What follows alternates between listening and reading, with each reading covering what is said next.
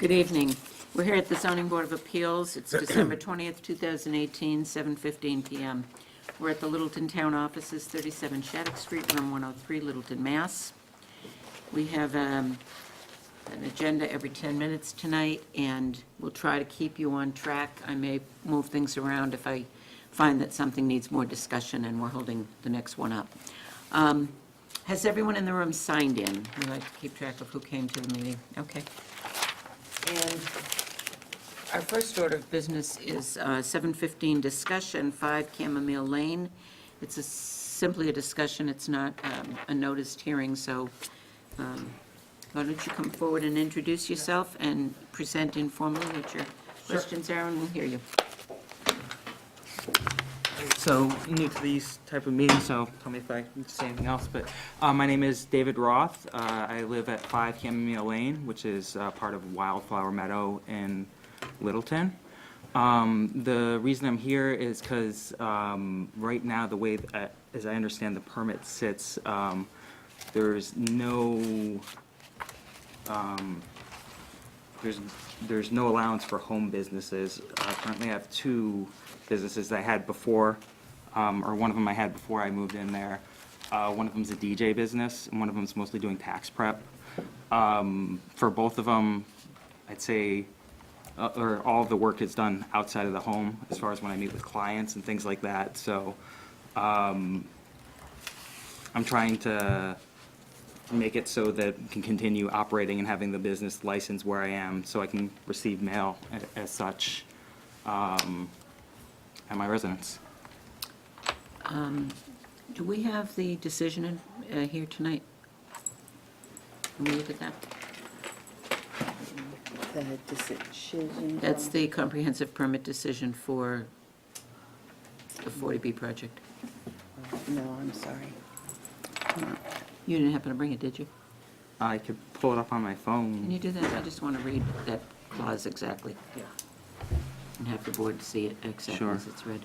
Please, if you're here for zoning board, could you please sign in?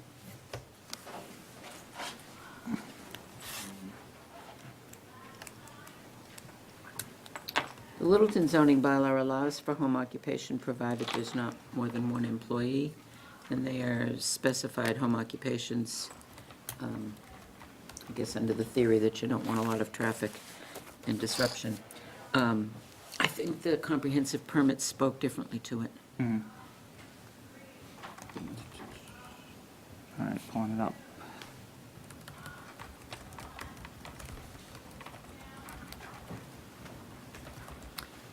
Which one is Chamomile Lane if you come into the main entrance? So if you come into the main entrance and go all the way to the back, it's the last street. You make a left and you loop So around. it goes up a hill or? Yeah. And you back up to Gristmill or Snow Mhm. Gristmill? There's like Residence. trees and other stuff behind us, so we can't see them unless we get really into the woods. So this is what I'm reading from the permit. As long as this comprehensive permit is in force and effect, no business or commercial use shall be conducted on the property or any building or in the unit on the property except A, necessary rental and management activities with respect to the project, B, accessory concierge services for residents of the project, including but not limited to such services as automatic teller machine, dry cleaning pickup, drop-off locations, 1 or more express mail pickup and drop-off box, a photocopy or fax machine, exercise yoga classes or similar concierge services for the convenience of the residents of the project, and zip car or similar services used by the residents of the project. Isn't DJing a concierge service? I don't understand this at all. That sounds like it's aimed at the developer or the management company, not home occupation. No, it's actually aimed at businesses on the site, specifically so that there won't be traffic to the site, because we have parking problems as it is, and the roads are too narrow to have patrons parking there. And so that's what it was aimed at. But But the concierge services is, I think, mainly referring to the apartments. yes, only. yeah, the concierge services to the apartments. So the question is whether, I guess it's twofold, whether we have any ability to modify a comprehensive permit. It was a surprise to me yesterday to learn that this board cannot grant a variance to a special permit of the planning board, neither can the planning board grant it. Like a lot line revision or something, they can't grant, or a setback violation. You can't grant a variance to a special permit. So the question is whether we even have the authority or the power to grant a variance to that section. But then the next question might be, do we have the power to interpret the language of that sentence, which is, one more time, business and what? Commercial? No business or commercial use shall be conducted on the property or any building in the unit on the property except for, Part B, accessory concierge services. Forget that part. So no business or commercial use is what we voted, is what our board decided. So do we want to define business or commercial use in a way that, First of all, I don't think we could do anything without the rest of the residents understanding what's going on. oh, absolutely, I just Yeah. want to know if it's even worth it to bring him back. So then the next question is, and if he requests it, is that a major or minor, a substantial or insubstantial change to the comprehensive permit? I think it would be substantial. Yeah. But I don't really so you came about this problem because you. Because I applied for a DBA. I previously I have a business license with the town. When I initially filed it, they didn't catch, and I tried to file a DBA so that could have a separate business name, and they said, actually, it won't fit with our permit, so. So this is like a classic paperwork problem. Right. Could you consider just getting a UPS? Post office box? I mean, mailbox? I have a place I can meet people, I have a place that I could, But I mean, a place to register your business. uh, I mean, having done that before, you can do that. I don't know if you want to do it, but I mean, Right. it would be a way of working around it. I could, the way that, at least the business I'm trying to do the DBA for, I think because it's also regulated by the Securities Division, unless I separated it out, I would need to actually, I mean, the answer is yes, I could, but it would be a big hassle on my end, rather than just doing that. Do you understand what a huge hassle would be for us to Yeah. grant you relief on this? Um, We don't I- even know if we I'm- can. I don't know, Yeah, so. we don't even know if we can. Okay.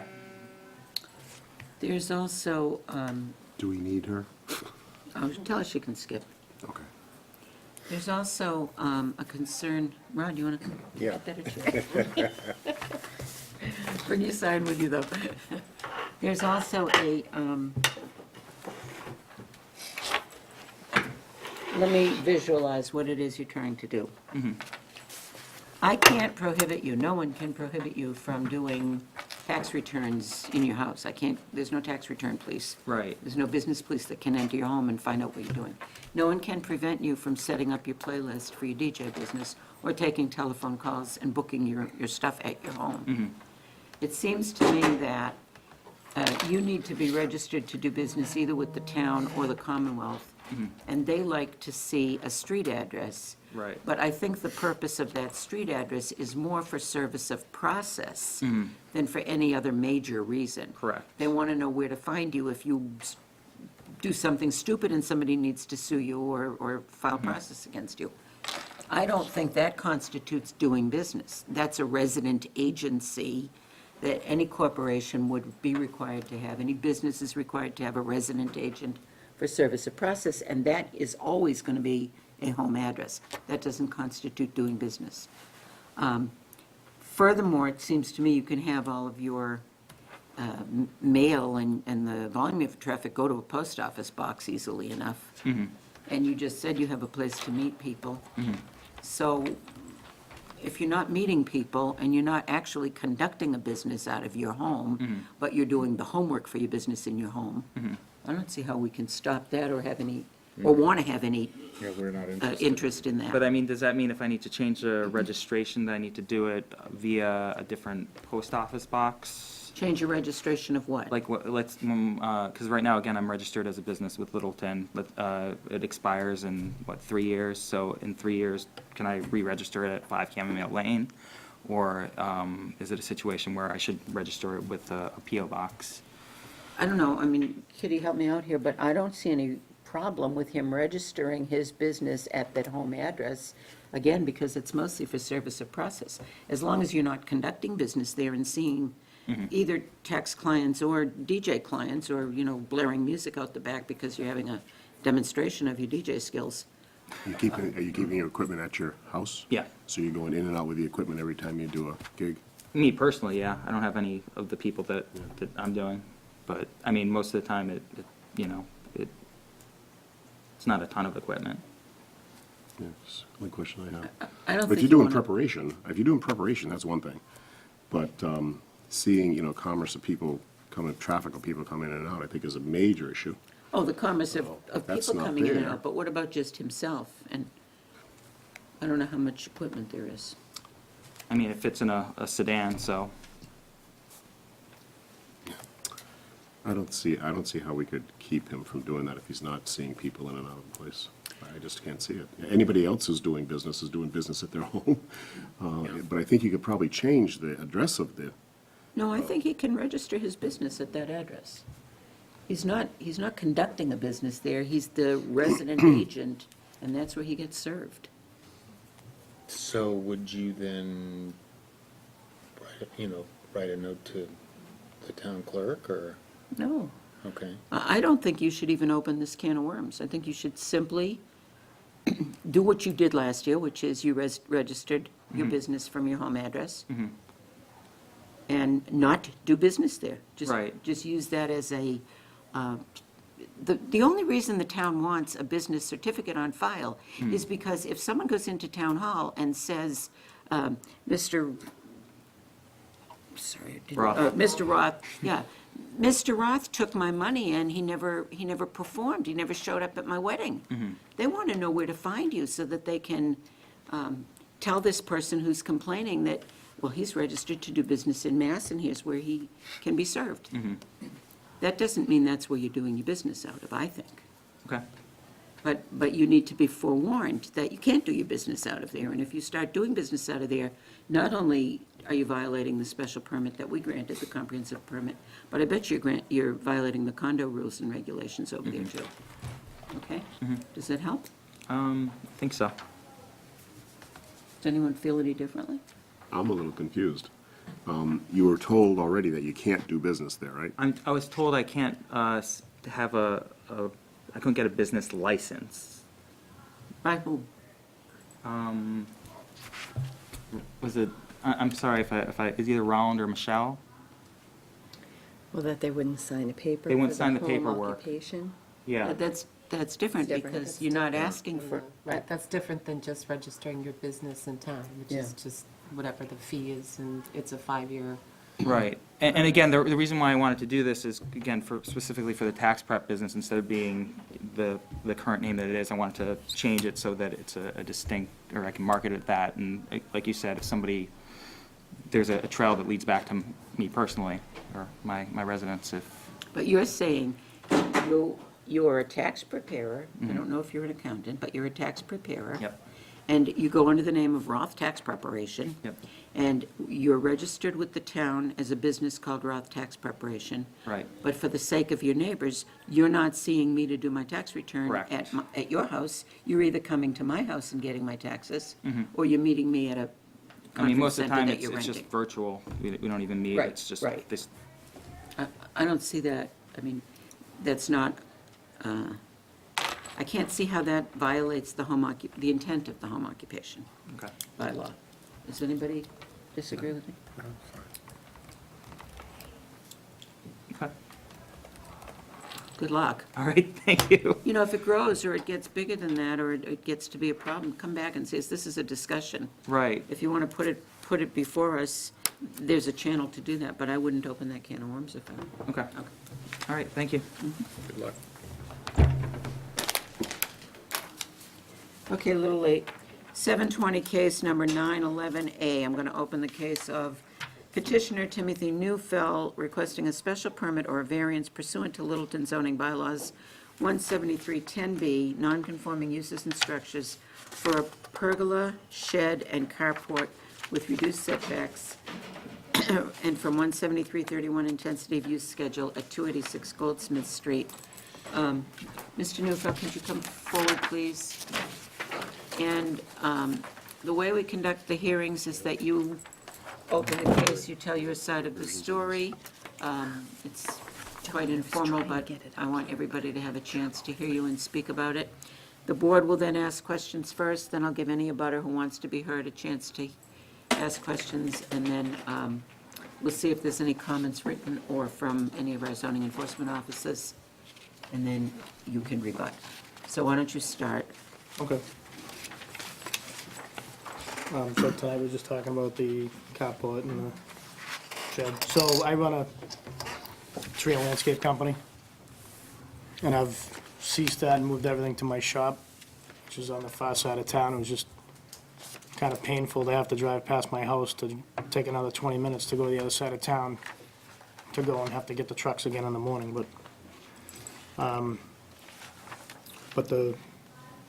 all the trucks except for one, which I'm told I'm allowed to have one vehicle there, have been moved to my shop. The shed, I don't understand why that's an issue. It already has a permit.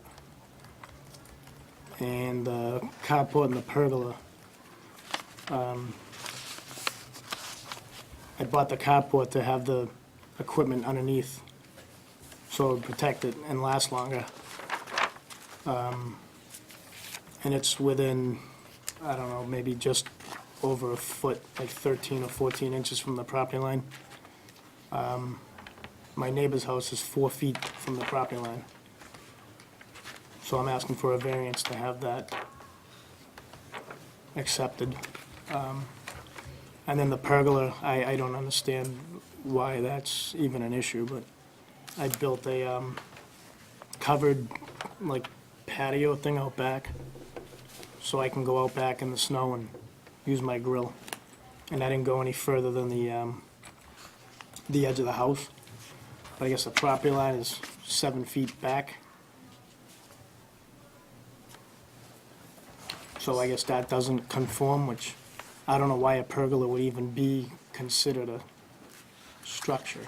So let me stop you for a minute. First of all, we were informed by our administrative office that you were expected to open and immediately close your hearing because you filed another petition for January's meeting, and the two petitions go together. Yes. So what am I missing here? What's the January petition going to be about? Having a second vehicle at the house. And this is here before us on the application for a special permit and a variance? Yes.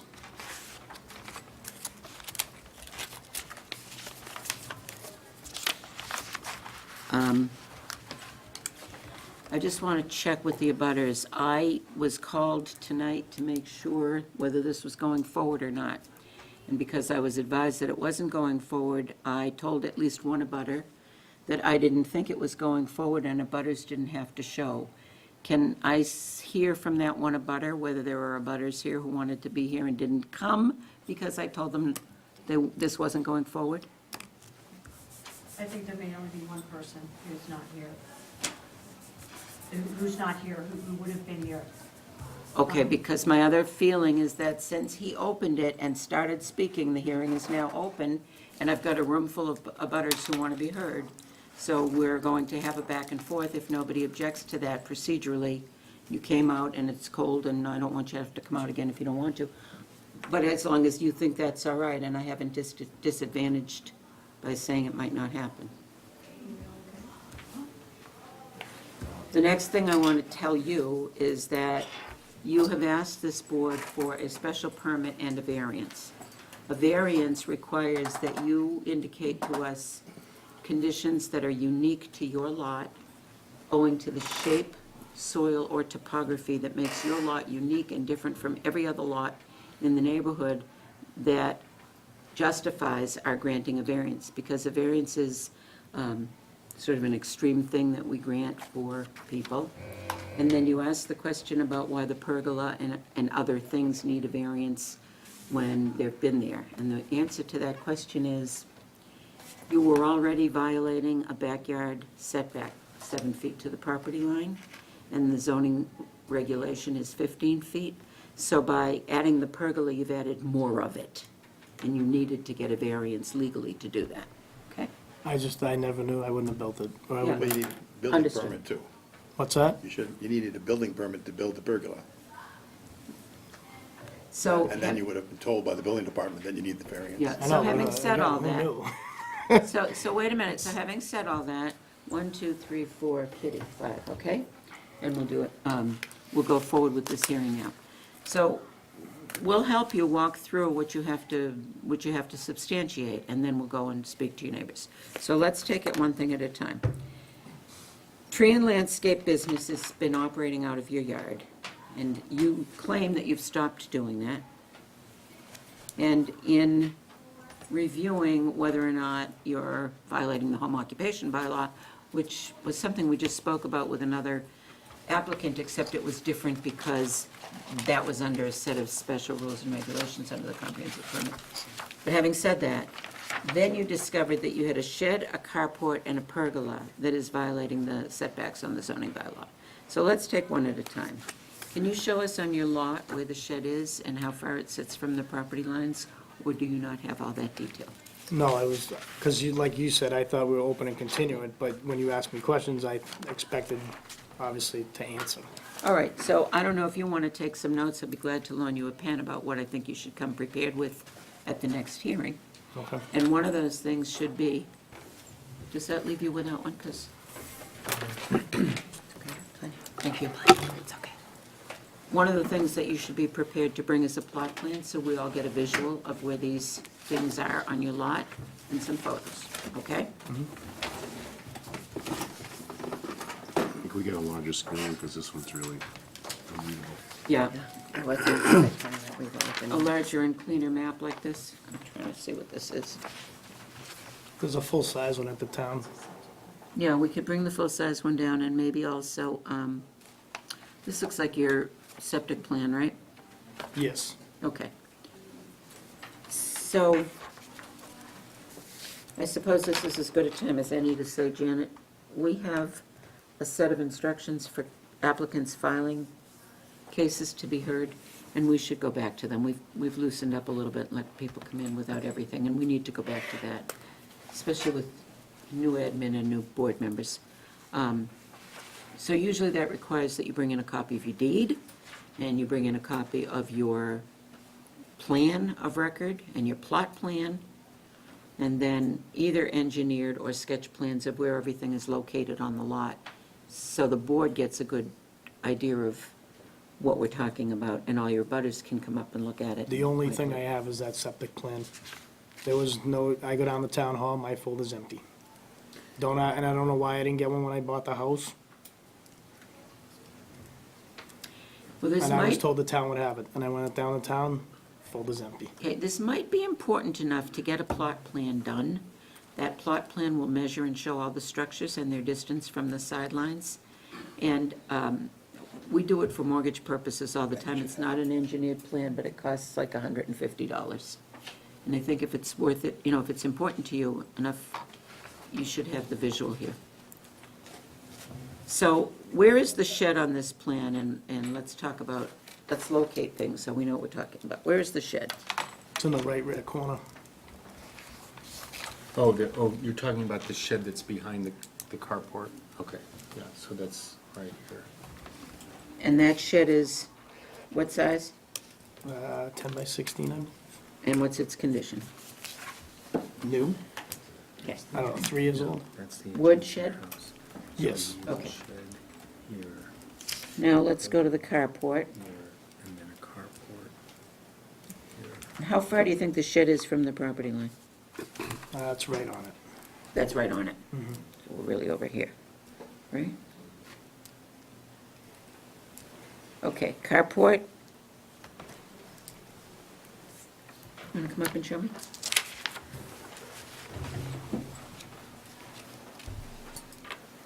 Well, they really give you a normal, huh?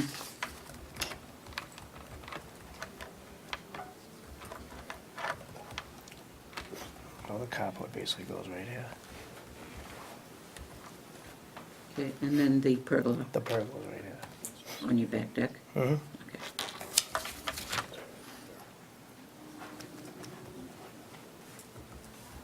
Okay, it says pergola, I just didn't see it.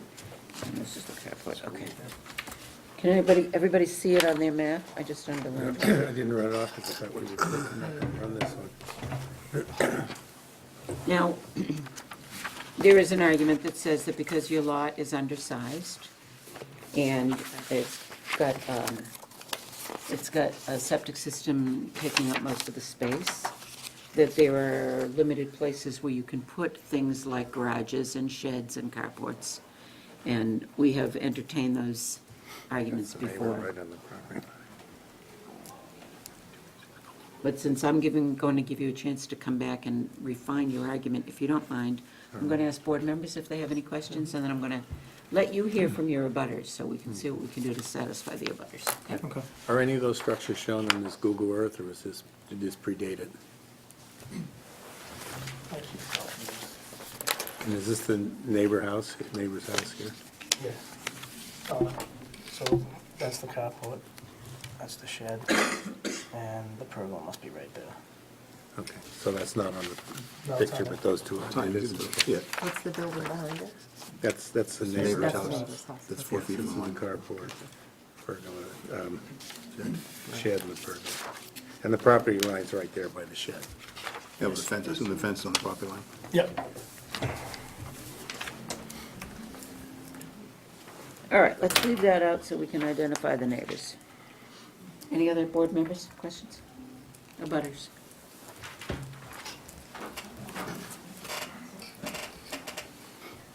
Show me up. Yes, come forward, please.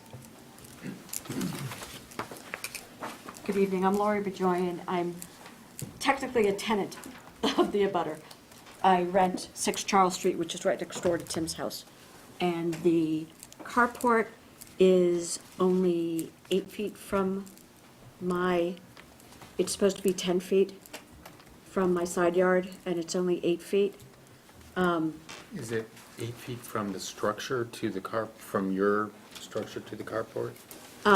Yes, and it's supposed Okay. to be 10. It's my understanding, we're supposed to have 10 feet. No, it's 15, supposed to be actually. 10 feet from the Property property line, line, not your house. not the house. Okay, and the property line, unfortunately, because this was done back in 1958, and I did check with the Registry of Deeds, Middlesex Registry of Deeds, to see if we could get a plot plan, and nothing was on file. The town does not have anything on file, and I know that there's only a septic plan that is on file with regard to that. The way that my lot goes is it's sort of at an angle, and when there are trucks, numerous trucks, they are basically coming in at an angle and sort of on the side walk of my lot. Do you mind coming forward and pointing it out here so Sure. that we're not looking at your hands? Yeah, it's, okay, This is the carport. that's the carport. So it sort of goes like this at an angle, and there are trees here, and the fence only goes up to about this point. Mhm. And the fence does not go further up. And there's encroachment with trucks, because there have been bucket trucks. Is that your and all property sorts of- right next door? My That property house is right there? right next door. Okay. And what number are you, Lauren? I'm at 6 Charles Street. And I know Tim is on 286 Goldsmith Street, but we're also in a school zone, because Shaker Elementary School. You want to see what she just drew, or you're, okay. You okay with that? You want to see that, Tim? What I was just showing? I mean, the I was just showing how that's where the fence ends, right there. Right, And then that sort of dirt area. right, so, I mean, where the property line comes in at an angle, where it's closest to her house, is 10 feet from that fence. Sheds. Shed and everything. Meaning her house sits 10 feet from the property No, line? her house is 4 feet from the property line, Her house is 4 feet from the property line. and that's where I put the fence. the closest spot it comes is, it's just at maybe 13 or 14 inches, because when you look at the plan, it's written in .66, so it's like .66 of what? A foot? Yeah. What's 13? So what's, So 13 that, inches? that means it's 3/4 of a foot. I mean, excuse me, 2/3 of a foot, which is like 8 inches. What's 8 inches? That the edge of the carport to the property line is 8 inches. And when you go no, look it's, at it, it's like 14, I don't know exactly how, 14 or 15 inches within the 10 feet. The narrowest spot, because the property line, It's saying 9 feet, so, 4 inches. yeah, this is something that you really need to get graphically down so that we can, because words aren't describing No, I this. know. And when you go look It's at it, it on looks that- like you're right next door to this other house, so, I right, mean. right it's on next that door. plot plan at the town, I'll Okay. get a copy of it. Okay. I really would like you to get a plot plan by, like I just said, a mortgage survey plan, because since you didn't permit those buildings, whatever the town has is not going to be accurate. A mortgage survey plan would be more accurate. It's not. Yeah, isn't it great if they just did their job and gave it to you when you bought the house? They should have, and you might want to go back to the lawyer you bought from, because he should have. I bet you he did one, you might not have gotten a But copy had- of They it. had to was, do it when but you It you, was never recorded. You can't get a loan No, you without don't, one. you They don't record 'em. record plot Well, plans. no, I'm just saying, I don't think, The I don't loan know. person, the loan bank got one done because they want one so they can assure that your house they're putting the money down on is on the property, not sitting I on know, I someone else's just don't property. understand why they don't give it to you. They should have. They should have. but it wouldn't show the I don't like carport my anyway. house. So, What which if is, it was there, but you're saying you built it up, you put it up there? No, the carport was built afterwards, and it was my understanding that Tim did go in for a permit for the carport, and he was asked for a plot plan and did not provide one, and the carport went up anyways. Okay. So that's where we get into illegal structures. What's the material of the carport? Is it, It's metal. Because years ago, I had one of those, you know, you buy Yeah, the Shelter Logic yeah. ones. and it collapsed on you, so you got a Yeah, metal carport? and then it it's- damages your vehicle. It's on a foundation or footings or something? It's, yeah, it's its own, it's just secured to the ground with, like, So is that technically a structure under the definition of the building code? I mean, that would be another question in my mind, if it's, I believe the carport is. Well, if you went into full building permit, that doesn't mean he needed to, is the question. They, I think that. Can I see the zoning bylaw, I- please? I went by it, and I think everyone on the board should go by it.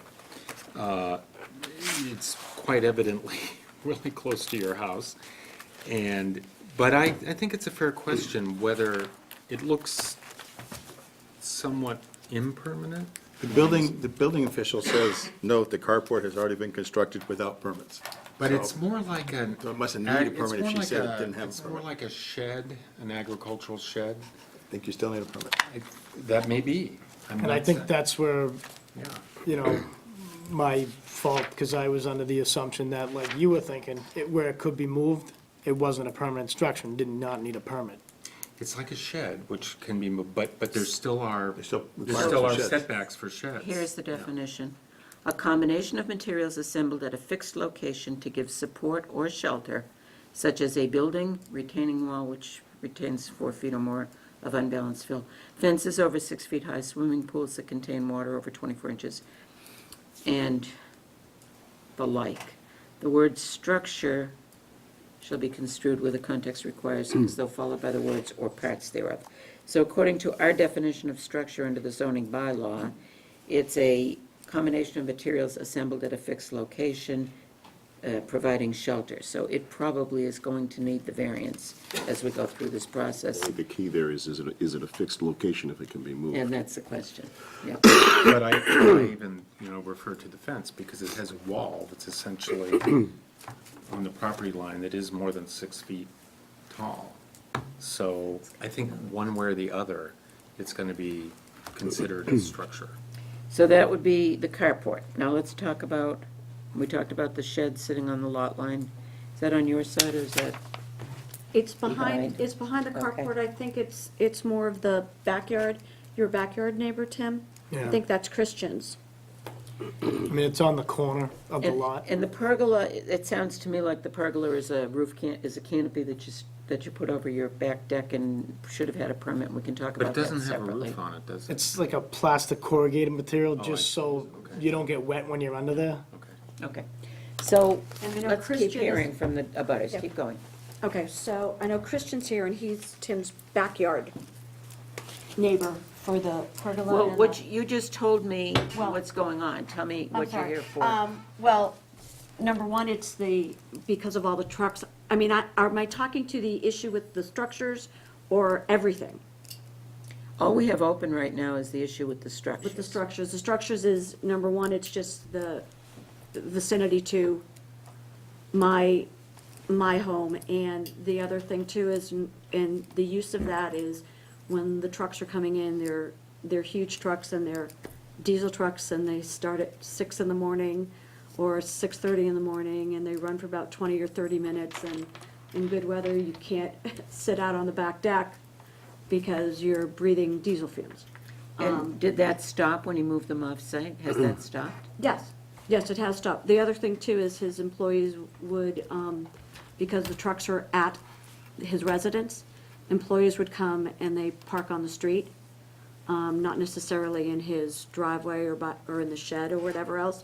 So the street's narrow, and as I said, it's a school zone, and you've got school buses going through and parents picking up and dropping off kids and stuff, so it can get pretty tight. I've had situations where I've been leaving my home and trying to go out Charles Street and having to sit and wait while his employees are spending 10 to 15, 20 minutes backing in and out of his location. Has that stopped since he moved off-site? Yes, because nobody is parking on the street. It did occur, Tim pulled everything off and went over to another facility on Whitcomb, and then probably about 2.5 weeks after that had happened, all of a sudden trucks were starting to come back again, and then Michelle had to call Tim and remind him that trucks weren't supposed to be there. Okay, So it's just trying to remind. next, Disregard abutter. that. And then just real quick, it wasn't, Okay. I mean, it wasn't so much that. I have one full-time guy, and he lost his license.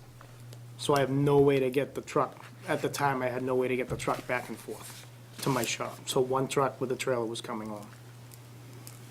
But I did- After the first time when you were asked to move the trucks Yes. off-site? And then, of course, Dan and Michelle came by one morning. When I went to my shop to grab another truck and wait for another driver to show up, they showed up. So I had 2 trucks with 2 trailers. But I hired another What guy. hour of the day was that? That was at 7 a.m. Next.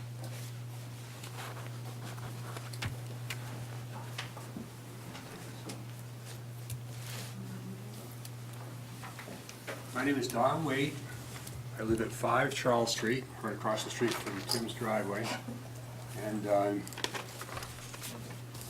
coming just to talk about, first of all, the situation that's there. Tim has run the business there with a great number of trucks there, and Sherry pointed out a few minutes ago that it's a small lot, and you're trying to cram 6 to sometimes 8 trucks there, a trailer with a skid steer, all tucked into the same spot, and there's also front of Charles parking that is workers use at times. It just makes it unbearable. It's multiple trucks in and out, quite often at any time of the day or the night, and it becomes a truck depot for parking and ferrying trucks back and forth. They pull into my driveway to back up the trucks and trailers into his spot. My main reason for coming here tonight is to be opposed to the variances, only because, first, they're not conforming. They've already been proven they're not conforming. And also, the carport is really out of character for a residential area. We're talking about a residential neighborhood. A residential neighborhood. It's not appropriate for a truck depot to be in that area. The shed is, I believe, encroaching upon the back line of his property onto my neighbor's property, which is I haven't measured it, but it appears to be encroaching upon that area. And I believe if the carport was removed, the shed was removed, the activity there that the business runs in a residential area would be somewhat mitigated and be a lot pleasanter to live there. So that's essentially, I have really no problem with Tim. I've had great conversations with him in the past. Great guy. I know what he's trying to do as far as the business goes, trying to build up the business and get going thing like that. But it just, it becomes unbearable at times when trucks are in and out at all times of the day, and it's uncontrollable. Can I ask how big the carport is? 20 feet by 32. And that's in addition to a garage that you already have on the property? Nothing fits in the garage. But how big is the garage? I don't even know. It's a single garage. It's a single-car garage with like a 6-foot door. I couldn't get any truck in there if I wanted to. Okay. Ideally, that would be nice. Okay. And to build a 2-car garage, the carport was $4,500. Can't touch a 2-car garage for that. I don't have the money for that. I'm a single dad working 2 full-time jobs. I see he's running the business out of the, I understand his complaints. I understand my neighbor's complaints. So if you're not running the business out of that property anymore, what's under the carport or what's going to My be? personal pickup. And like Don said, I mean, I spent over $100,000 on equipment. You'd like to keep it protected too. That equipment is staying at your house even though you have Whitcomb? So, Nope. All so the only thing at my carport house is is only my, protecting your personal vehicle? my personal pickup and the one truck, the one commercial vehicle that I'm allowed to have. And that carport, we think, is only 14 inches from the property line? No, it's like 8 8 feet and 14 change. inches. Okay, It's close to, it's close to 9 feet. okay, I don't know what the All right. exact, got that. I need you to come, I mean, we need you to come back. We need to see this on a plan, but we need you to come back. But I want to get the sense of what the neighbors are all feeling, and then we'll have a just- continued hearing. One more statement is that since this time, there's all that's happened, and Tim has removed the trucks, except for 2 that are there, his pickup truck and the new dump truck he has. Nothing has gone on as far as snow removal, in which he has a business doing snow removal. There are 3 plows underneath that carport. And in order to get the 3 plows to work, you need the trucks in and out of there to get the plows attached. Well, isn't that one time when the snow is looming? And then one more time to Yes, but unhook it when the as- snow is over? Tim works a job and works 2 jobs, and he does that sometimes at 8:30 on a Sunday night. Okay. And so every time you do that, the trucks, to be legal, you have to have backup alarms. And all you hear is, So there's that going on. And plus you're going to have the additional traffic on the roadway of 3 trucks coming in to get the plows attached. Now, if you're only allowed to have 1 truck on at a time, you can't bring 3 trucks on at the same time to get trucks, Okay. the plows involved. So it's just, something has to be done. Something has to be. Can I ask what prompted this at this time? Presumably, this has been going on for a while. It's been building over time. And when he first moved in, there was a small, quiet business, no roughing, and all of a sudden, this monstrosity garage that's really out of character for a residential area, the carport, suddenly arrives. And that's when it really started to blossom. And since that time, he's bought additional equipment. He went out and invested on a boom truck, which is enormous, and he tries to keep that on the property as well. Okay. Thank you. Okay, thank you. Just a quick interruption.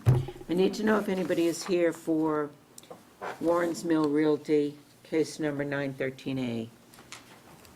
That is going to be continued when we get to it, and I think I need to continue your hearing for 5 minutes while I call, or 15 minutes, while I call 2 more cases. Let me tell you the order of things. Our next case up is a case number 912A. I see a lot of butters in the room for that case. And I would like to continue the first hearing and let them go, because it's more or less informal, and let them go. The second case up After that is Warren's Mill Realty LLC. I understand we received a letter from the applicant asking us, sorry. You have it, can you read it into the record? Oh, thank you. Want to read it into the record? Sure. Thank you. This is to Town of Littleton Zoning Board of Appeals. Dear members, we have Let me just call it. 7:40 PM, case number 913A, the petitioner Warren's Mill Realty LLC. Request for a special permit pursuant to Littleton zoning bylaw, Article 16, Wetlands and Floodplain Regulations, 17373, uses permitted for a proposed office warehouse structure at 97 Mill Road. That happens to be an application pending in front of the Planning Board and the Conservation Commission. They sent it out for peer review to Green International. We asked for a copy of the peer review in order to render any determination here, so now you have it. Dear members, we are formally requesting to have our December 20, 2018 meeting be continued to the next scheduled meeting. The peer review from Green International has not been completed due to negotiation of the original estimate. Thank you, Brian E. Badger, Warren's Mill Realty. So I will entertain a motion to continue that I so move. to a time and date Second. certain, please. Can you give me a time and date certain? What's our next? The 17th, and we don't have anything, you can do 7:20. Let's do 7:20, okay. And I got a second on that motion. All in favor, please signify by saying aye. Aye. Opposed? Okay. The 7:50 PM discussion to change the signage at 15 Great Road. I'm afraid I'm just going to have you wait, because I think that's going to be a little lengthy, too. Okay. So now, Mr. Neufeld, come back forward again, and we'll continue with your hearing. And I'll give it about 10 or 15 more minutes for all the abutters to be heard, and then we'll move on and continue you until the next hearing. I'd like to Okay. bring some more materials in. Any more abutters want to speak to Mr. Neufeld? Please come forward. Christian Dixon, I live at 278 Goldsmith. I don't really want to speak, but I have a stamped plot plan. Oh, can you bring it forward? For his property? It shows both, pretty detailed, actually. Cool. And what is your Address again? 278. Okay.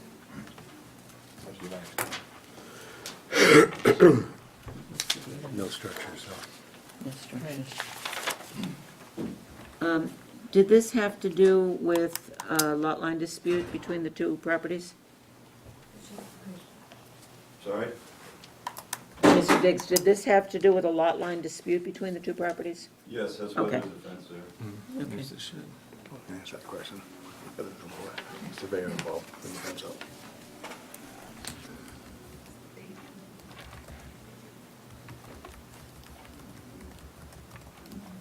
And you don't want to speak to the requested variances? No, thank you. Okay. Structure shown. I'm going to pass that around and see if there's anyone else who wants to speak to this. Yes, please. But there's the shed. No, the shed's. My name is Patricia DeMetric. I live at 10 Charles Street. And I think the board should be aware that we live in a school zone. And we have mothers and that dropping off their children at Shaker Lane School every morning and in the afternoon, picking them up. And here we are with all of this traffic, plus the trucks and that coming and going. Now, Charles Street is a very small street. That's why people from the school shouldn't be coming out that way. Well, maybe That's why you I shouldn't parked be the having cars your over trucks there They're either. they're not there anymore. I know, since this notice Not back came and forth, up, please, through the chair. Miss, things the have been floor. different, you have the floor. Keep going. all right? And it's just a dangerous situation. When I try to come down Charles Street, I have to make sure no one is coming up, because there are cars and trucks parked along the side. Now, Mr. Neufeld, you may say that Excuse me. things have changed. Mr. Well, in Patrick. the last couple of Excuse me, weeks, Mr. Patrick, you maybe they speak through the have. chair. I'm going to ask you directly. All right. Do you think things have changed in the last month that he has moved the trucks off the premises? Yes, but are they coming? This has been going on. You're worried about for- them coming back. For We've years. got that. This board has listened to that loud and clear. And it's a little bit of, a struggle for us as a board, because we have in the past allowed carports to be closer to the lot line than 15 feet, because people need a place to shelter their vehicles. And so there is some precedent at this board for the smaller lots to get the relief they need to get garages and carports. On the other hand, we've got to limit the business, the home occupation and the business, so that the truck and the truck traffic are not a disturbance to the neighbors. So we're hearing you loud and clear. We will weigh both. You're welcome to come back again at the continued hearing, and I hope you do come back again, but I feel like the board has listened and understood what the concerns are at this point, so that if you felt that you couldn't make the next meeting, or if it's inclement weather, we're not going to disregard what you've said. It's all in the record, and it'll be in the minutes. You're welcome. Anyone else? Can I take a picture? Yeah, sure. I didn't pass it along to the rest of the board, but you can follow it. Okay, having said that, I'm going to entertain a motion to continue this to the next meeting. I think it's critical, as you said, Jeff, for everybody to see the site, myself included. I didn't go when I heard that it wasn't going forward, and I shouldn't have done that. And also, Mr. Newfeld, I can't make you do anything, but I am cautioning you that unless you have a plot plan of that caliber done by someone, when you come back here, we're going to have difficulty trying to identify what we can give you and what we can't give you. We have always required that there be distance to the sideline before we decide whether we're going to give the variance or not. I have reached out to a company before that actually, because I was wondering how the septic company was able to get the plot plan, because they had distances, and I was like, well, where did they get it? So I was told of, it may be that same person there, that's why I took a picture of it. Who's on that plan? Does it say? Mr. Diggs, can I just ask you whether we can keep that one? Is that an extra that we can? That's the official one, can I have that back? I have a copy. Yes, if we could have a copy, or if you need to give it to us later. But can we have that for the file, please? Something of that. It doesn't say a company, so. Yeah.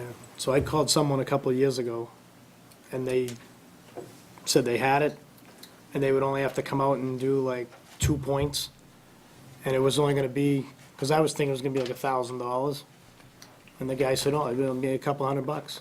Yeah, And they you can never get showed, a and they never mortgage. showed up.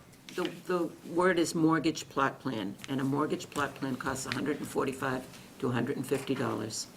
And there are plenty of companies that do it. I need you to look it up. I can't recommend somebody. But that's what they cost, and you'll be able to get one that will help us and probably satisfy us. I don't think we need a $1,000 engineered plan to make the decisions that we need to make here. And he can furnish you another copy of that. And then on that, do you want me to draw the structures? I'll bring a copy of the, Plot plan people will draw the structures. That's their job. oh, For okay. the 145, they're You going to need- put the structures right on it and tell us the Okay. distances. We can't grant a variance unless there's specific distances. Okay, no, I understand that. Okay, I'm just thinking when I went to the town and did it, they had me draw them on the, yeah, no. we With the need- distances, We okay. need the plot plan guy to do that. Ms. Petrine? I just need to make one more point. I know that Pat talked about the school zone. I live with my sister at 6 Charles Street, and my sister is legally blind and losing sight in her eye that has sight currently. So it's very difficult for her, and considering where the house is, and it's on sort of ledge, having sort of the space where where our sort of semi-sidewalk and stuff. So I'm always concerned about her because she's home all day with her going out and with trucks going back and forth. So Okay. that's my concern as well. Okay, thank you. I'm going to entertain a motion to continue this hearing to a date and time certain, please. Move to continue the hearing until January 20th at 7 o'clock. Wait, the other was the 7:20. January 17th. 17th at 7:20. Do this one 7:40, because 24, we're already, have a different one at 7:20, so do 7:40. 7:40, okay, on the 20th. Wait, did you just No, give 17th. Warren's Mill I'm sorry, 7:20? 17th. Yes. On the 17th. We'll give this one 7:40, but let's give this one a little longer if we have to continue any others. Okay, I'm so sorry, I we won't be misspoke. I think rushed. it is, I think it is the Oh, yeah, 17th. 17th, Because I 17th. won't be here on the 20th. Oh, right, So I'm sorry. 17th. January 17th at Yeah. 7:40 PM. Can I have a second to that motion? Second. All those in favor? All right.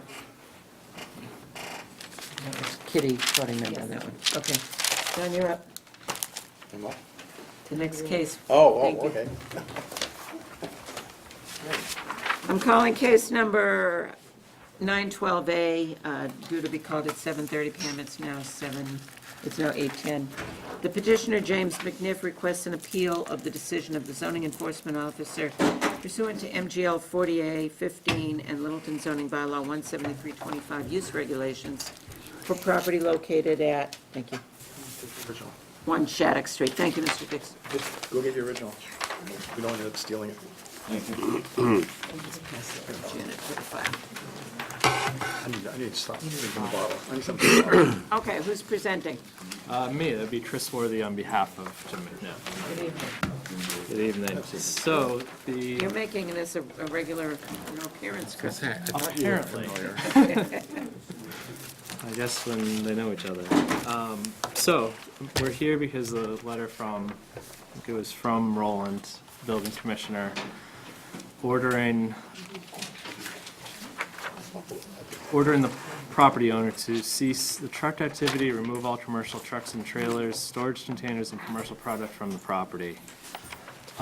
Couple pretty brief responses to this, that the trucks that are there on the property at certain times are, or the trucks that are branded with the Hunter appliance are the trucks that belong to the residents of the home. They're the trucks that they drive to and from work every day, whether it's to the business itself or to off-site jobs. That they're not conducting any business on the property, they're not storing any equipment there, they're not storing extra vehicles there. All the vehicles that are owned by the company are either kept, sorry, at the business location or brought to and from by the employees as their vehicles that they bring home with them. In the past, there may have been other activity going on there, but there no longer is any commercial activity, business activity at the property. So we believe that the cease and desist doesn't really apply. Any other items on the property are for the residential use of the people living there. And it's pretty much where we stand, that the trucks that come and go are for people living there to come and go from their home. And I don't believe there's any prohibition about doing that. Well, then you should have no problem with a cease and desist to stop all business activity. Correct. So we just want to make sure we're on the same page. Oh, I'm not sure we are yet. Okay. Because when you look at a Google picture map, and I know the date the map was taken, but usually within the last year, there's 20-something trucks, maybe even more. Probably 30 vehicles in that backyard. From, That map is old. well, we have pictures of, it seems that there's an awful lot of stuff in that backyard. Let me get some clarification questions, and then we'll have the board ask questions, if you don't mind. Please tell me,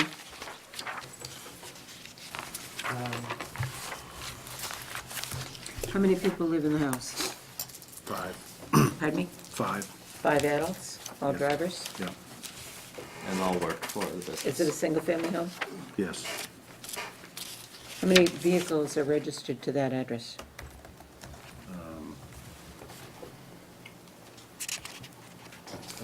How many,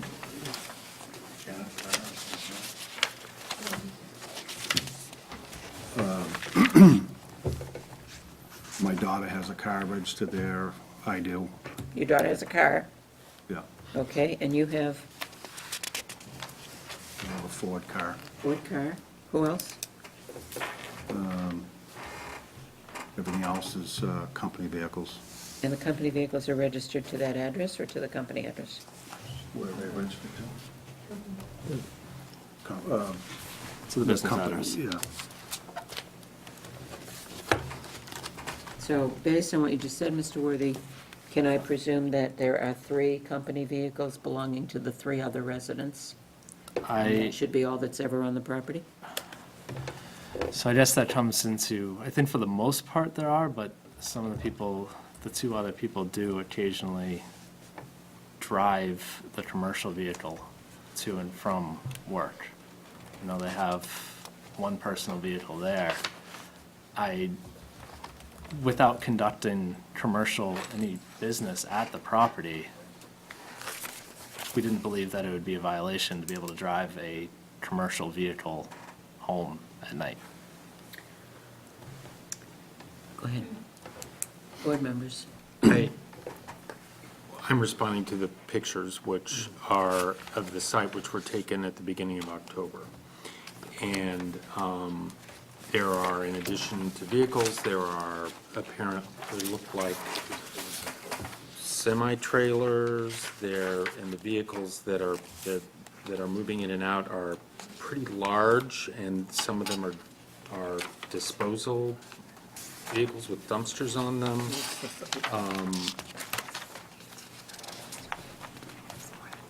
Are those personal vehicles? I mean, Well, they're business vehicles not being used at the time for the business purpose. so they're just used to get driving home. around a giant truck? Sometimes when they have to go to certain sites, yes, they do. So they But have why to- are they at their home? If they need to come, you want to go ahead? Well, I live there, I visit my house several times a day. Do you have storage there too? Is there a storage building with appliance storage in the building? We haven't had new appliances there in years. You have used and reclaimed appliances and refuse? You're actually doing recycling out of there, or? I dispose of used appliances. There? Yeah. You store them there for ultimate disposal? Would you consider that a commercial use? I mean, how does that relate to a residential use? I don't know. Can you also just answer, your new appliance storage, is that all conducted behind the store at Hunter's? Yeah. Do you have any other locations? No, don't. That's not you up on Newtown Road too, is No. it? Okay. And New England. that's New England Appliance. And what's the size of the primary storage building? Can I get that overview again? Yeah, this one. The house, can you just come up and point out to me which is the house, which buildings are owned by you?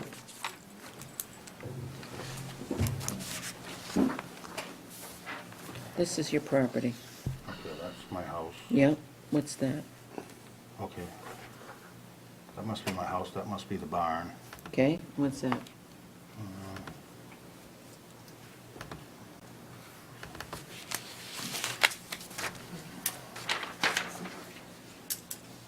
That's the barn.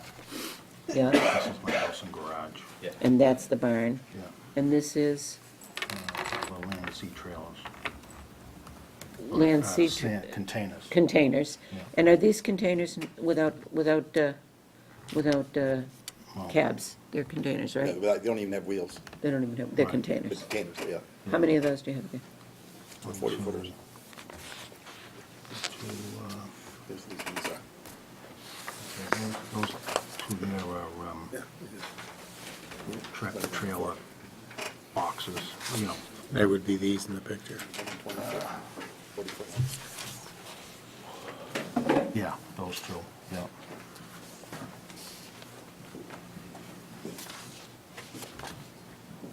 So what's shown here is pretty much what's there now? No. Most of the vehicles are gone.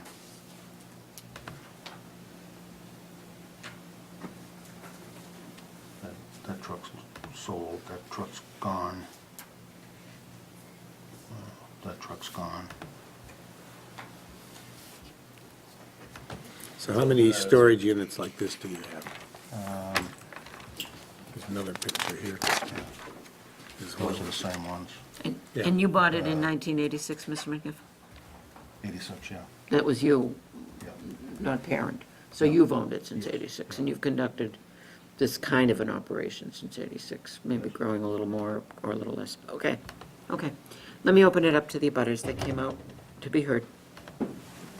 Actually, they probably complained. Successful product here, yep, come on up. Linda Gianetta. Yeah. 417 King Street. Yeah, You probably have the same pictures I have, I don't know. we'll look at everything. Those are pictures. We have a Google Earth, There's that, yeah, although that, these are more colorful than the ones we Yeah. have. Yeah. yeah. This goes on. What date were they from? They're all different dates, the dates are on the back.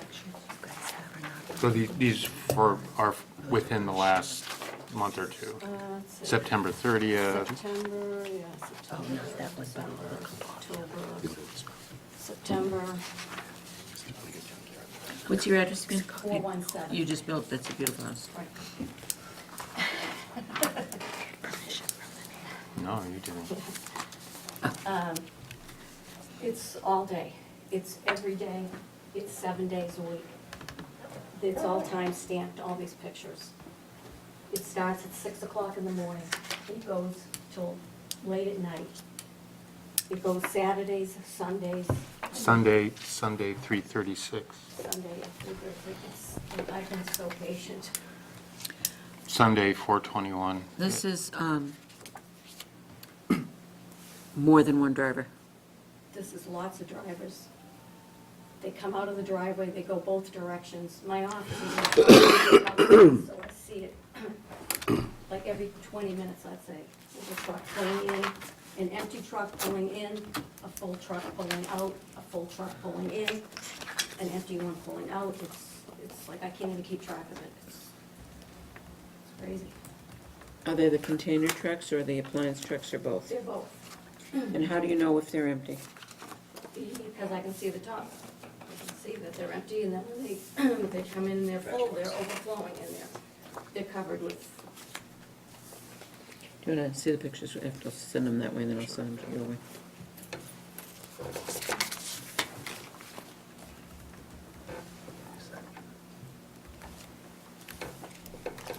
What's that date?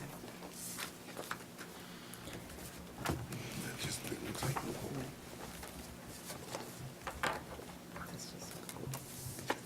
Yeah.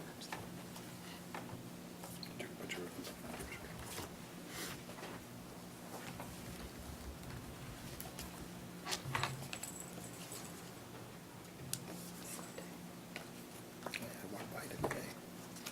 See it all the time.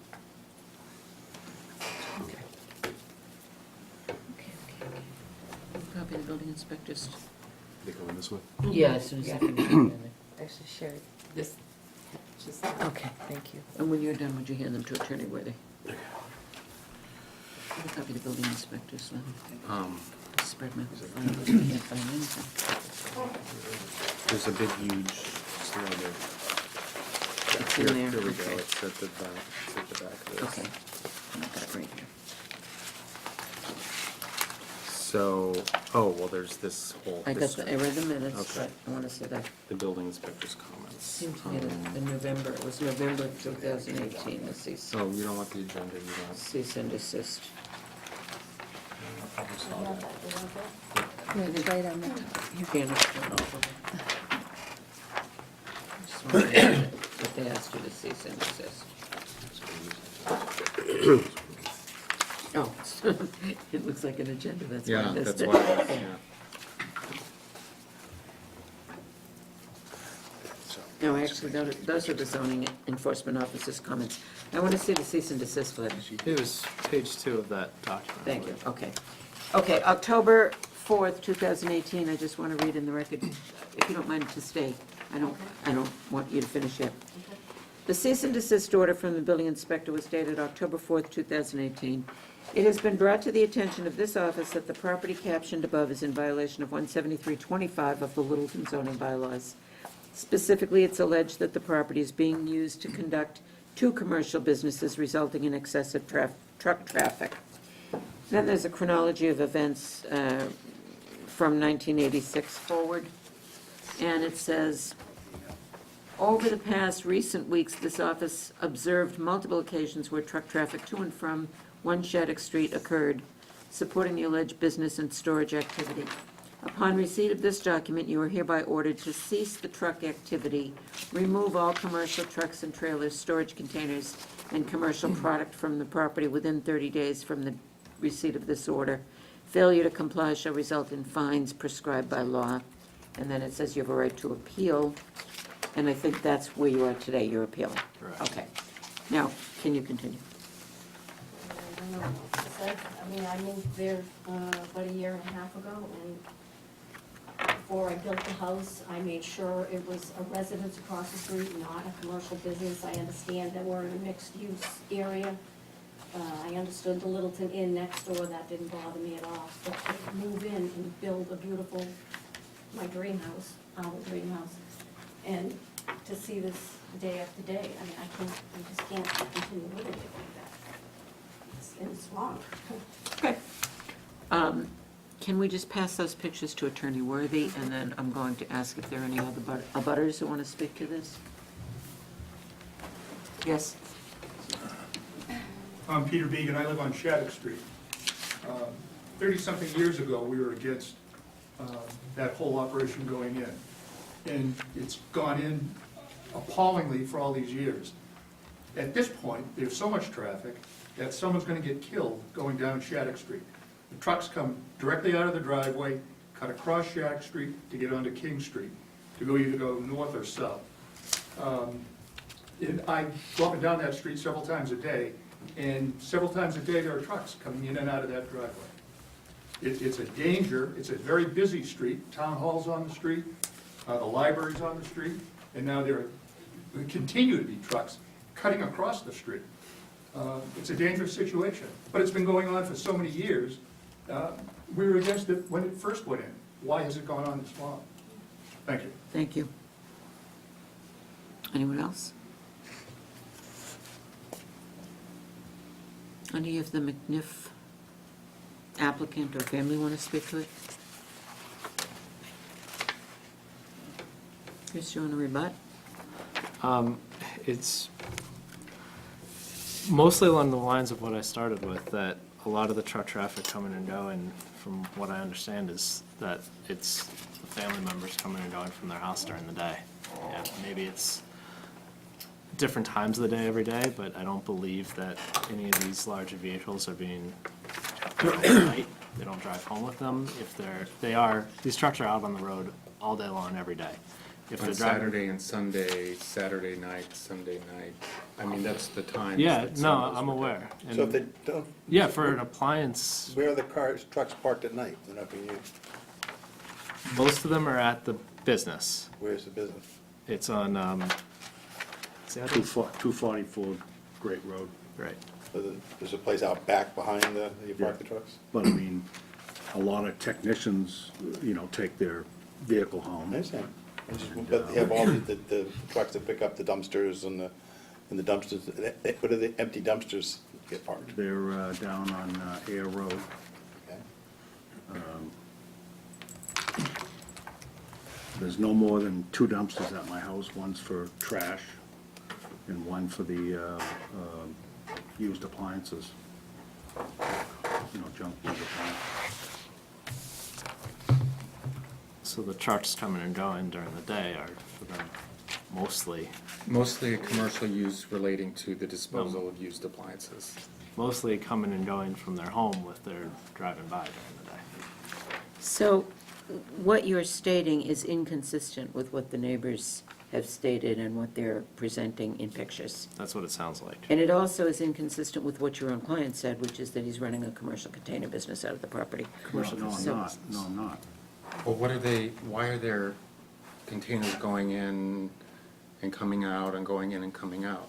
And being Well, if I stored have- there if I- in trucks and tractors, and tractor trailers, and containers. If I need to go to my house, I'm not gonna go down in my yard and take a dumpster off. I mean, Well, why are they coming in and out? Are you I live there. driving them in and out? yeah.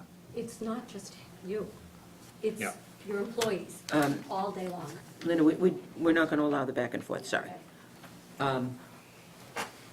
We're here to determine whether the zoning enforcement officer's order to cease and desist was appealable or excessive or not warranted. As I read the history of this property, this is not the first time this has been under a cease and desist and a prohibition against doing this kind of business there. And as one of the abutters pointed out, apparently the town's turned a blind eye to it for a number of years. And I'm sorry that it's been convenient for Mr. McNiff to run, if you will, a trucking or a container or an appliance or an appliance warehouse out of that property. But I think we have to go to the definition of our regulations, which says residential use is limited to residences and a home occupation. So let's look at the definition of home occupation in terms of determining the building inspector's authority to do what they did. And customary home occupation is defined as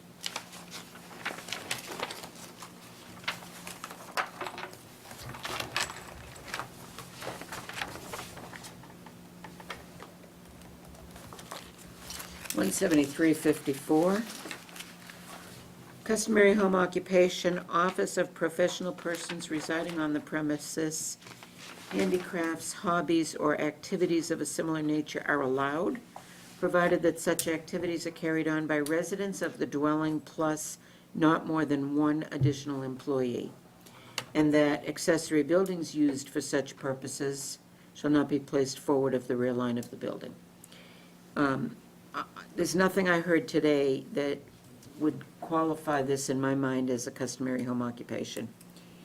And I leave it to the board to have discussions and deliberation, but if you have finished presenting, we'll close the hearing and we'll discuss. I do have one question. Go ahead. Back in July 1986, July 9th, building inspector issued a cease and desist, and then on the 22nd, he said inspection of the property showed it was in conformance. So did you remove everything back then, in those couple of weeks? I had new appliances in my barn, and I took them out. So you did do what he requested, but you don't want to do what he's requesting now? Well, I mean,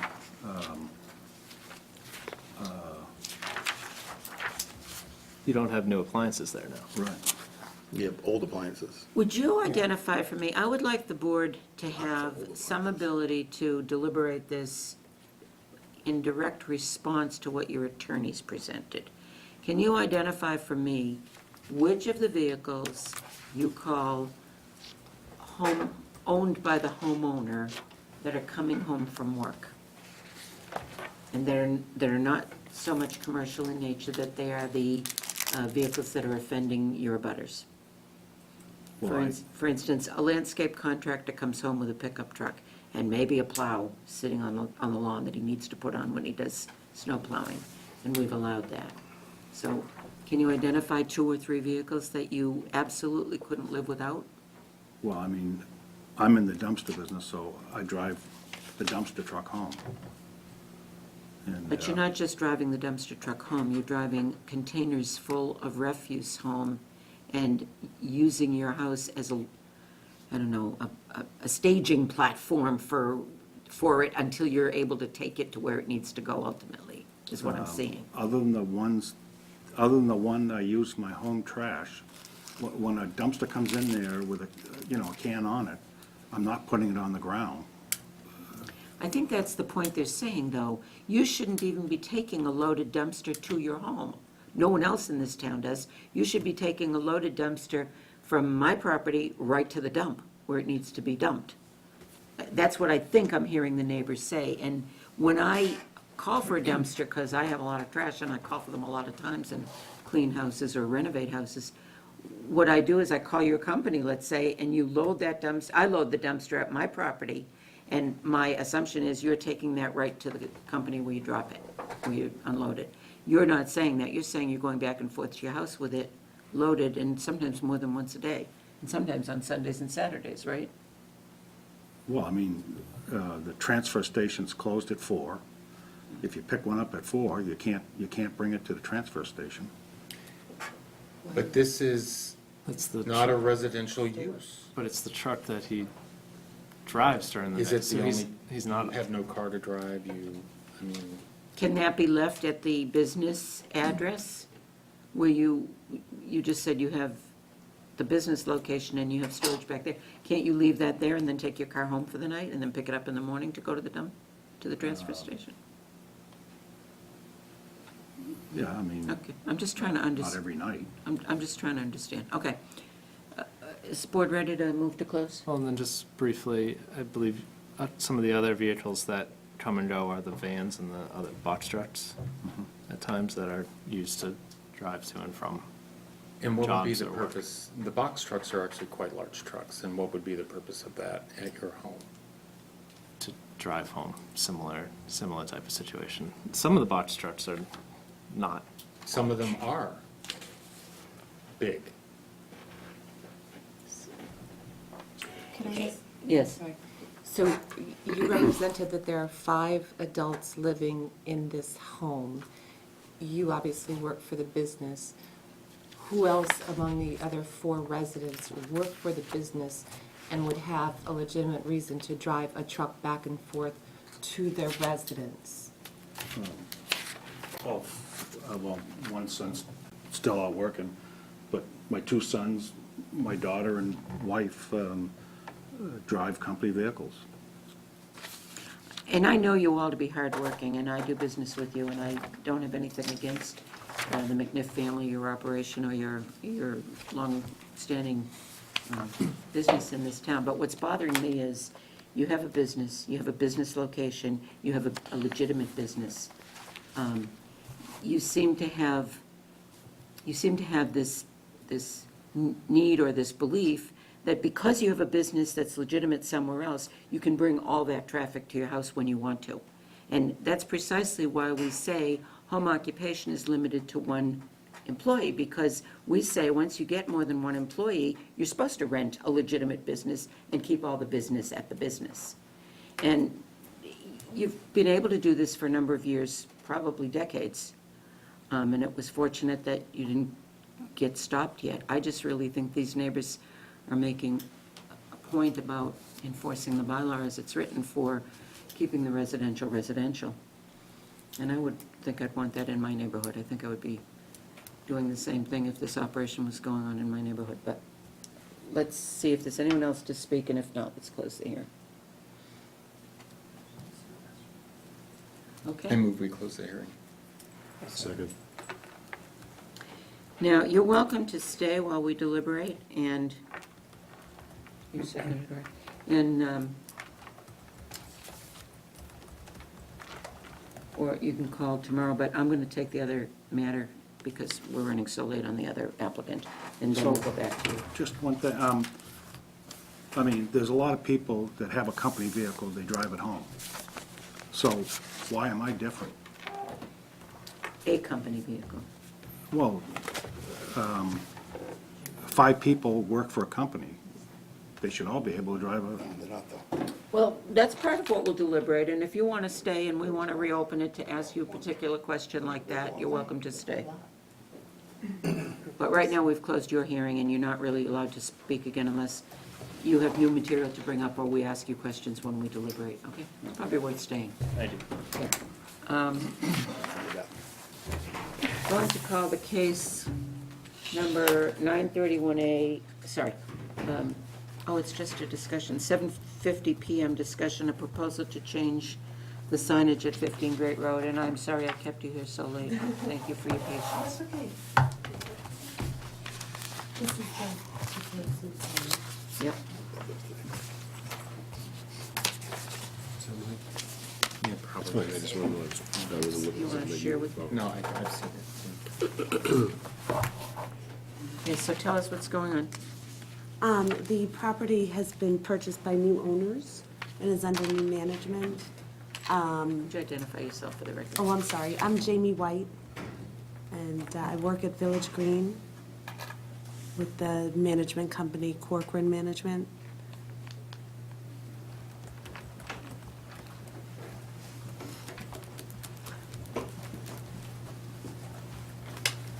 Okay. Go ahead. So most of the signs are very similar. The sign coming into the property, we'd like to have illuminated. It's consistent with the ownership's other properties, which we handle the management for. Which is why I'm here. How is how is it illuminated? The details are in the drawing. Turn on LEDs. Yep. From the inside. At our last meeting, there was an informal discussion about whether our board considered a like-kind change of signage to be significant or an insubstantial change to the comprehensive permit. And we determined that it was just, if it was just the lettering and the change of management name, that was an insubstantial change and we could hear it formally. Okay. Then I heard that you were making a bigger change than that, and I was asked whether you should come with a formal presentation, or if we needed, because you changed what you originally proposed last month, if we needed to do this again. So I think what you're here for today is for this board to determine whether that's a substantial or an insubstantial change to the comprehensive permit. If it's determined that that's an insubstantial change to the comprehensive permit, then you're only on for a discussion tonight. We could schedule it for January for a hearing. Okay. But why is that different from the one we saw last month? Janet, do you know? Okay. Last month, it wasn't an internal lit sign, it was just. Exactly. It looked just like the wooden sign. So the only thing with new different name is on the it. internal Well, illumination. it's also. And now it's on a base. It's a little bit. 10 feet wide What was it before? not 10 feet. Yeah, it's like 5, maybe. So it's double in size. It's gotten bigger and now on a big, It's a little big bit strong larger. platform. Yeah. So one of the things that when we decided this comprehensive permit, one of the things that I think all of us were worried about is that the signage be meaningful enough to get people off that busy Route 2A, especially where it speeds up right after the light there when there's a light change in front of Crossroads. And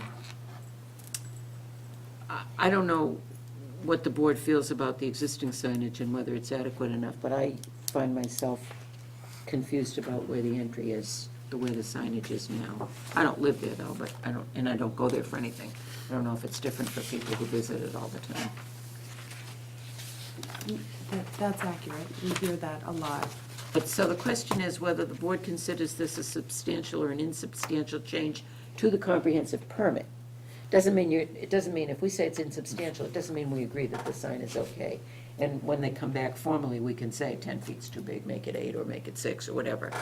But the question is whether they can come back next meeting with all of the design and ask for the vote, or whether we need to go through a more formal notice So process. basically, we're considering maybe a variance for signage. No, we're considering modifying the comprehensive permit to allow this a new sign Okay, because that's that's a lot, different. that's a lot bigger deal, to modify the comprehensive permit. No, just for signage, though. Yeah. And so the question is, a change of sign, whether it's size-wise or closer to the street or whatever, do you consider that a substantial or an insubstantial modification of the comprehensive permit that was granted? And even if it's insubstantial, we still have to modify the special permit? Or they can just No, go we forward? can vote that we There's no issue. have no issue with the modification of the sign size or the Yeah. sign illumination. I think that because we're changing the way it's lit, we're changing, the existing one is lit at all, but, you know, now it's internal lit, the other one isn't, and then the size has changed dramatically, that is a major change. Yeah. So the Not difference just going through between, and changing, repainting out a name and saying it's now Smith owns instead of Jones. but I'm not saying major change to the sign. I'm saying major change to the comprehensive permit. The sign, size, color, illumination, height, distance to the street, to me, is not a substantial change to the comprehensive permit, which dictates numbers of houses and where they are on the lot and Yeah. everything. And so we can bring this back as an insubstantial change next month. All it means is that our notice requirements are different, less strict for them. We bring it back next month, you still hear it. You still are going to weigh in and say, we don't like the illumination, or it needs to be backlit or top lit rather than internally lit. We still can do all that. That doesn't change. Okay, so What does that's change fine. is how we have to notice it, that's all. Is everybody all right that?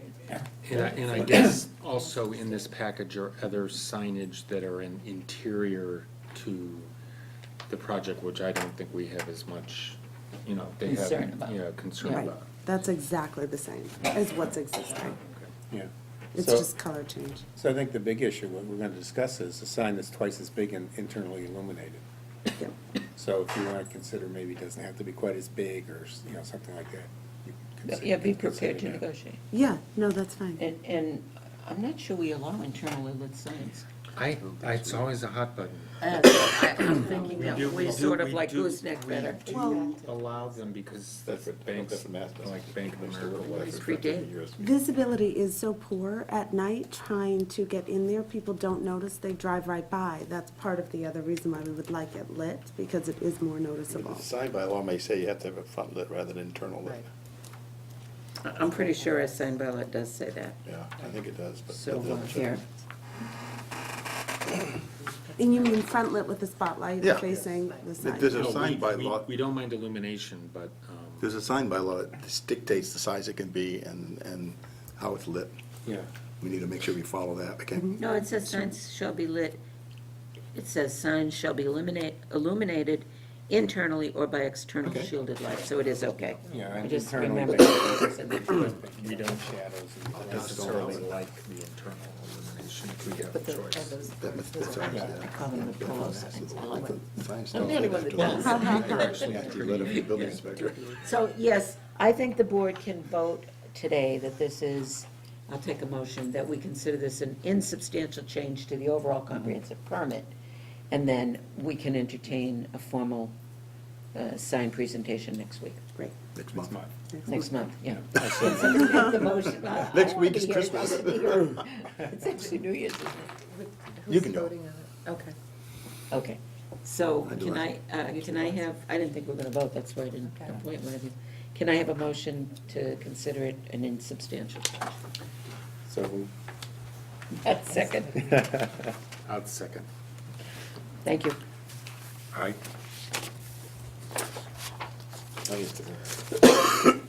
Okay, I thought this was gonna be a short night.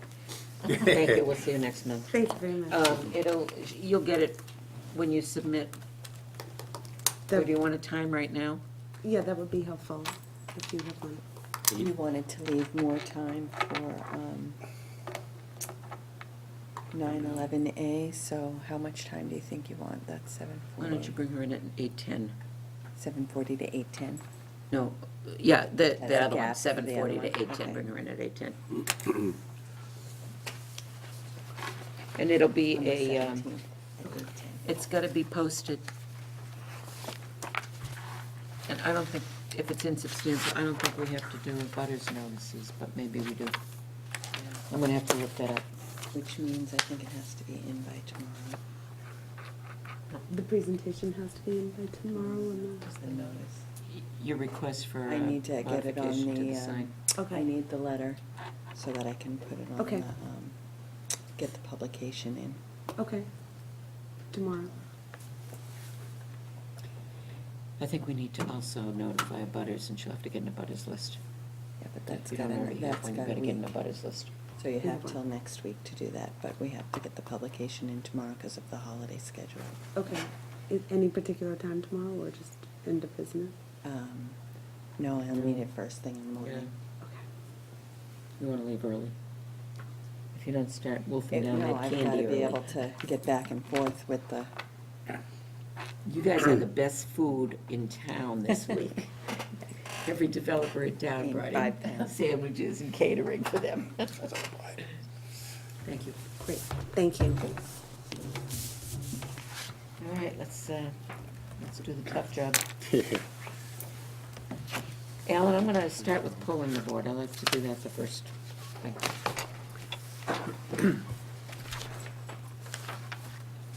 What's the question? 1 Shattuck Street. Should we Shattuck. uphold the building commissioner's I would be cease and affirmative. desist? I would be affirmative on that. I agree. So do Agreed. You'll be happy we uphold them once. I know, we haven't done that in a long time.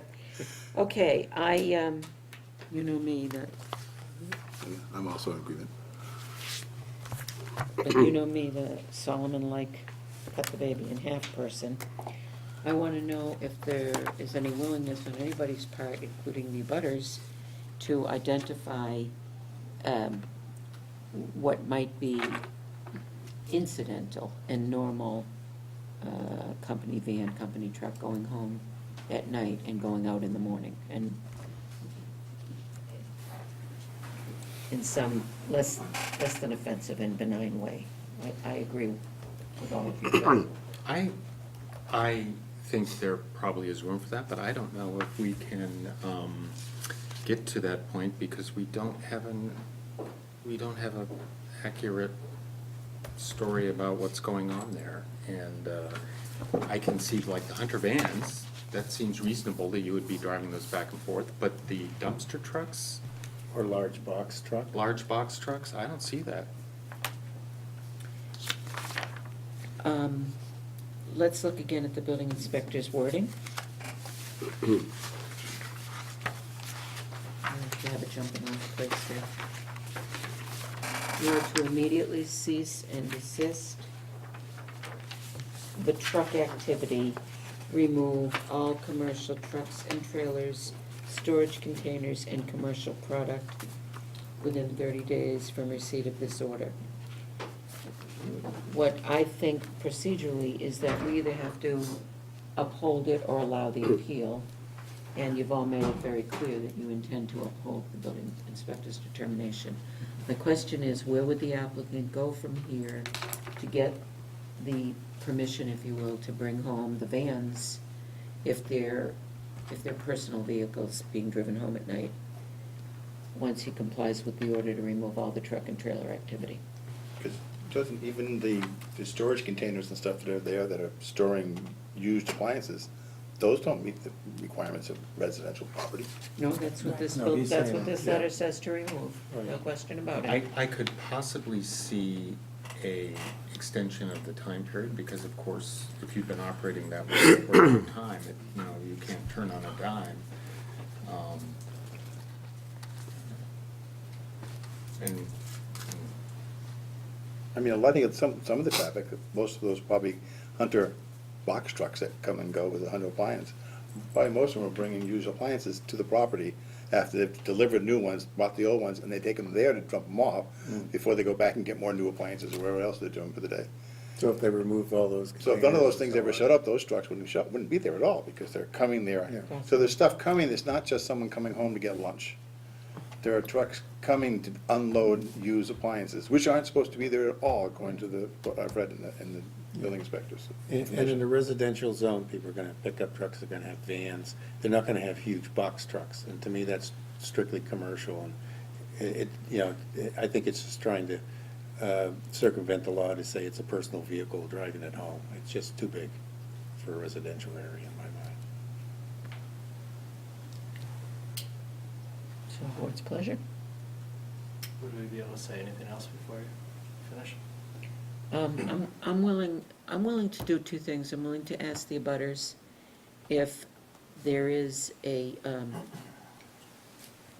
there's a spot or a willingness on your part to compromise relative to the vans, not coming home and storing discarded and used appliances, but perhaps coming home in the middle of the day for a sandwich or a bite or something like that, without actually doing the business there.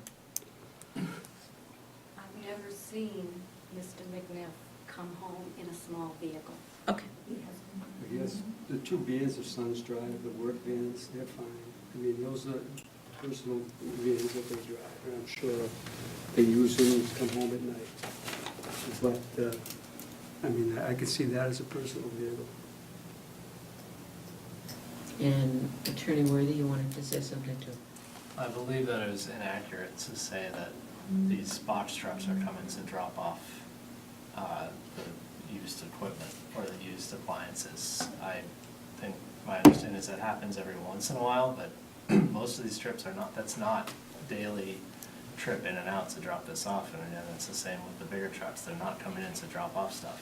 I don't know why that was said or asserted, but that's not what's happening. It may not be, but it may be. It doesn't, I don't think it's up to us to decide what exactly is going on. But if you're living on a street and there's giant trucks going in and out of your driveway every day, I think it's reasonable to But the call. other side of it is plenty of people in all residential districts around here will take their box trucks. They're plugging trucks with businesses. dumpsters on them and they're No, giant box trucks. That's not what I just said. Don't be sarcastic back. Well, there. I think we've They're- gone over this, why Yeah. are we going over this Yeah. again? But just the, what So- I'm hearing is not what we are saying. But so, Chris, one of the problems here is that we have in front of us a building inspector cease and desist order, and the only thing we can do is determine whether he's justified in ordering this result or not. We can't pick and choose and say, well, he was wrong about the box trucks, he's okay about the storage containers, but he's wrong about the box trucks. Building inspector has determined that there's a commercial operation going on in a residential zone, and it needs to cease. And really, this board can simply vote, okay, we uphold it, because the polling of the board says we all feel that way. We're going to uphold the building inspector. What I'm trying to do is modify it just slightly so that we're not taking away the livelihood. And I heard one of my members say, and he's willing to modify it just slightly so it all doesn't have to happen tomorrow. We would give it, a little bigger window to remove it all. But I think your neighbors have endured a little more activity, or a lot more activity than is what is normal for the backyard landscaper who leaves in the morning with one pickup truck, his lawnmower's on the back of a flatbed trailer, et cetera, and then comes home once at night. I think a lot more is going on than that. All right, board, you want to make a motion? I move we uphold is that the correct terminology? We uphold the building commissioner's cease and desist order, I think what you really are doing is denying the appeal. denying the appeal. Second. Do we want to add the extra time or something? Or is it just? They said 30 days from the date of the order. I think So that would be 30 days from our decision? I think the appeal tolls it, and I think 30 days is tight, especially in this season. You want to give them more time? I think it's reasonable, they have a lot of stuff they have to move. Is it okay from the abutter point of view to give them an extra month? How long? 60 days. 60 days. 30? 30 days?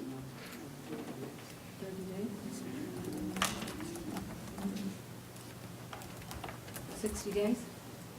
I think that's 60 days is plenty.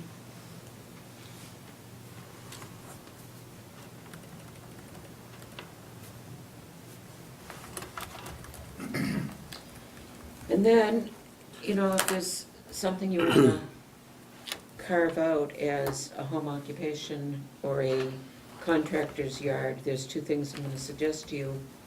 One is that this town is in the process of developing a bylaw for contractors' yards, because as you saw tonight, we struggled with two of you with similar problems at different scales. And there needs to be a better bylaw for that, precisely because many of the home contractors have grown out of control. And the second thing is, you might want to wait for that, you might want to talk to the building inspector about that.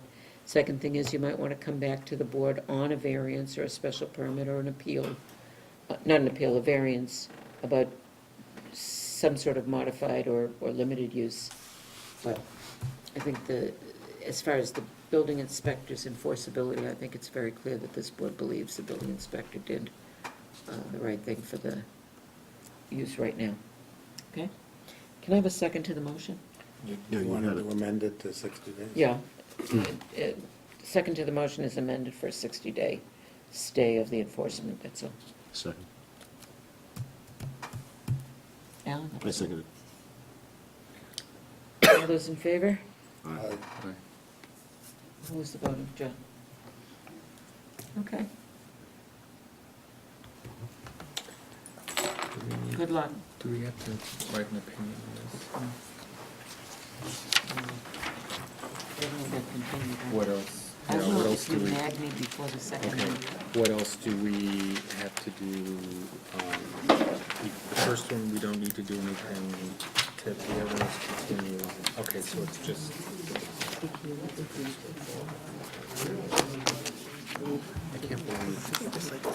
Shadow Street is a component. Well, I've mentioned this. He stores appliances to dispose.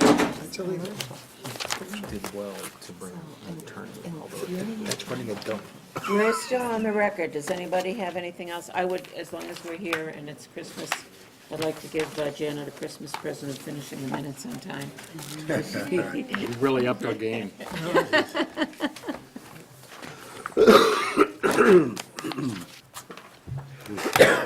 That carport, 20 by 40 carport? Has anybody reviewed them yet? I did. I got some changes if you don't mind. Carport, it's like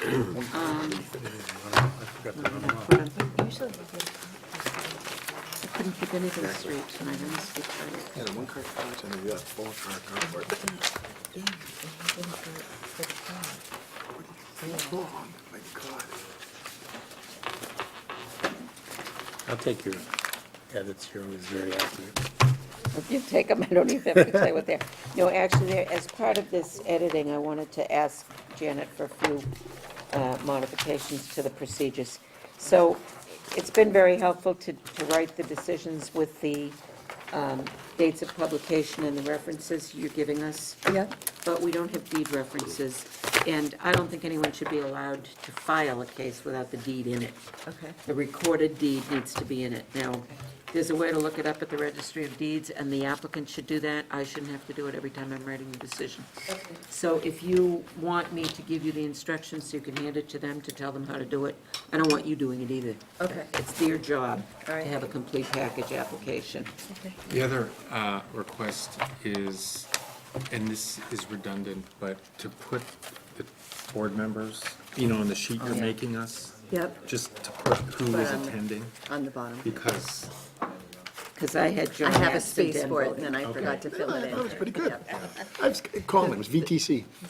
I usually tell By people, location ability that you've. but otherwise, those sheets are if great. you criticize a because you used to have to volunteer's work, sort that through, volunteer look ain't at the doing it deed anymore. price, Yeah.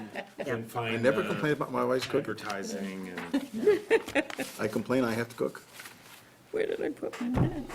Well, right there, This is- isn't that it? Right on Yeah, top? with the one that says draft, of course. It's exactly where it is. Okay, on page 2, third paragraph down, Crowley is Cowley. There's Okay. no error, and then it's again, 4 lines later, and again, 2 more times. I'll give you this, I struck them.